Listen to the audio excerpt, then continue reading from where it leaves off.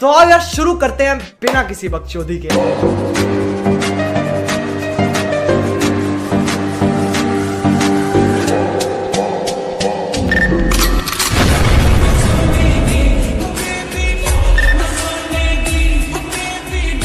টাকা না থাকলে বিয়ের পরেও বউ চলে যায়, আর আবেগের বসে মানুষ সবসময় ভুল ডিসিশনই নেয়, আর সেটার প্রমাণই গল্প। আমি ওর এসএসসি পরীক্ষা দেবো, আমাদের স্কুলের একটা মেয়েকে দেখে আমি তার প্রেমে পড়ে যাই এবং তাকে অনেক ভালোবেসে ফেলাই। সে আমার জীবনের প্রথম প্রেম ছিল। তারপর আমরা রিলেশনে যাই, খুব ভালোভাবে চলতেছিল আমাদের রিলেশন। আমাকে অনেক ভালোবাসতো। পরে আস্তে আস্তে পুরো স্কুলে জানাজানি হয়ে যায় আমাদের রিলেশনের কথা। তারপর একদিন আমাদের স্কুলের স্যার ওর বাবা আমাকে জানায়। ওর পরিবার ছিল খুবই অহংকারী। তারপর ওনারা ওরা মাদ্রাসায় ভর্তি করে। আমাদের প্রায় অনেক দিন দেখা হয় না, কথাও হয় না, কারণ ওর কাছে কোনো ফোন ছিল না। কিন্তু আমি যে ওর অনেক ভালোবেসে ফেলছিলাম, যে মানুষটার সাথে একটা দিন কথা না বলে থাকতে পারতাম না, সেই মানুষটার সাথে প্রায় একটা মাস কথা হয় না।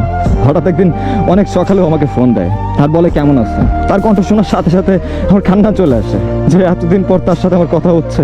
পরে সে আমাকে বলে সে একবারে বাসা থেকে চলে আসছে।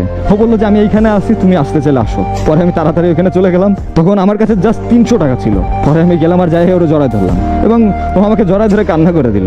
পরে সে বললো সে আর বাসায় যাবে না, সে আমার সাথে থাকতে চায়। আমি বললাম আমি তো এখনো স্টুডেন্ট, এই সময় আমি যদি তোমাকে বিয়ে করি খাওয়াবো কি? সে বলে দরকার হলে আমরা রাস্তায় থাকবো, তবু আমি তোমাকে ছাড়া থাকতে পারবো না। আমাদের রিলেশনটা 2 মাসের হলেও আমাদের সম্পর্কটা ছিল গভীর। পরে আমি ভাবতেছিলাম এখন আমি কি করব। আমার মাথায় কিছুই কাজ করতেছিল না। আমি সিদ্ধান্ত নিয়ে তাকে বিয়ে করব, কারণ মেয়েটাকে আমি অনেক ভালোবাসতাম। এখন আমি যে বিয়ে করবো সেই টাকাটাও আমার কাছে ছিল না, আর আমি ছিলাম মধ্যবিত্ত পরিবারের ছেলে। পরে আমি আমার ফ্রেন্ডদের জানাই, কিন্তু কেউই না আমার হেল্প করতে পারে নাই। পরে আমাকে বলে যে তুমি আর কানের দুল বিক্রি করে দাও। আমার তখন কিছুই করার ছিল না। তারপর আমি তাকে বিয়ে করলাম তার কানের দুল বিক্রি করে। তারপর আমি তাকে আমার এক ফ্রেন্ডের বাসায় রাখি কিছুদিনের জন্য। পরে আমি আমার বাসায় ব্যাপারটা জানাই। পরে আমার বাসায় সবাই অনেক কষ্ট পায়। আমার মা শুনে কান্নাকাটি করতেছে যে আমি এত বড় একটা কাজ করলাম, তাও আবার কাউকে না জানায়া।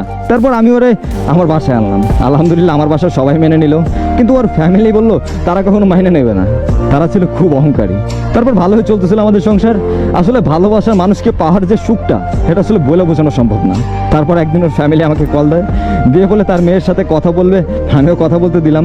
তারপর ফ্যামিলি ওরা বলতেছিল যে তুই চলে আয়, আমরা তোকে ভালো জায়গায় বিয়ে দেবো, বড় লোক ছেলে, বড় বাড়ি আছে, গাড়ি আছে, সেখানে তুই সুখে থাকবি, আরো অনেক কিছু। আমি মধ্যবিত্ত পরিবারের ছেলে। আমি তখন ইনকাম করি না, কারণ আমি স্টুডেন্ট, তবু আমি জব খুঁজতেছিলাম একটা। তারপর আমার ভালোবাসার মানুষটা না কেমন জানি হয়ে গেল। একটা মেয়ের চাহিদা ভালোভাবে পূরণ করতে পারি নাই। আমার সাধ্যমতো চেষ্টা করছে ওরা সুখে রাখার, কিন্তু সে হয়তো বা টাকার মাঝে সুখ খুঁজতেছিল।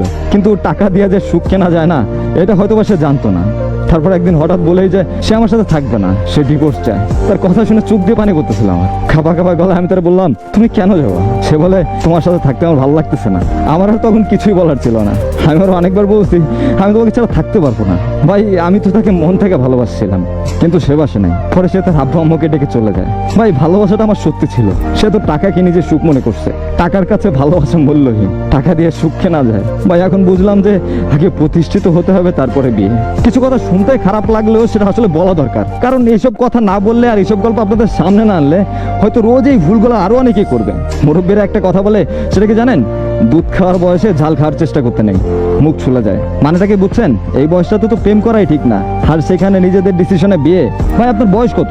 এসএসসি পরীক্ষাটাও দিতে পারেন নাই, আর এই বয়সে এমন সিদ্ধান্ত কিভাবে ভাবলেন যে মেয়েটা আপনাকে ভালোবাসে? ভাই ওর এই বোঝার বয়সটুকুই তো হয় নাই। ও যা করছে সব আবেগ বললেও ভুল হবে। এই বয়সে আবেগটাও ঠিক মতো আসে না লক্ষ্মী ভাই আমার। ও যা করছে ও তো নিজেও জানে না, আরও এটা বুঝবেও না, কারণ এই বোঝার মতো বয়স ওর এখনো হয় নাই। এই বয়সে কখনো ভালোবাসা হয় না।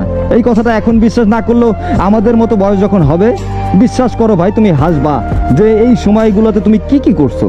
নিজেকে দেখবা আর হাসবা, কতই না বলদ ছিলা। কোনো মেয়ের যদি ভালো মন্দ বিচার করার বুদ্ধি থাকতো এই বয়সে, সে আপনাকে ছেড়ে যাইতো না। ওকে ওর বাবা মা যা বুঝাইছে তাই বুঝছে, কারণ সঠিক আর ভুল বোঝার বয়স ওর হয় নাই। ওই ডিসিশনটা বুঝবে যখন ওর বয়স 18-19 হবে, তখন বুঝবে কোনটা ভুল কোনটা সঠিক, তখন হয়তো আফসোস করবে। আর আমার লক্ষ্মী ভাই বোনেরা, এই স্কুল জীবনে প্রেম করার দরকার নাই। একটু বড় হও, তারপর দেখা যাবে। জীবনে প্রতিষ্ঠিত না হলে কেউ তোমাকে দাম দিব না, তুমি কারো ভালোবাসা পাবা না। ভালো থাক।